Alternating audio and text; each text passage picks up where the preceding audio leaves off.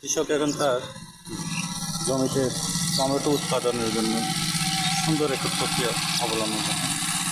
আর এখানে দেখা যাচ্ছে সে বাঁশের সহযোগিতা এবং দুই পাশে দুটো গাছ যাতে হেলে না পড়ে তার জন্য সুন্দর একটা ব্যবস্থা করেছেন।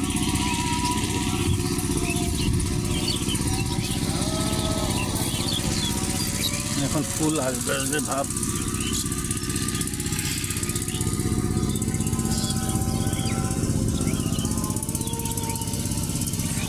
ফুলও দেখা যাচ্ছে, টমেটোও দেখা যাচ্ছে দুই একটা।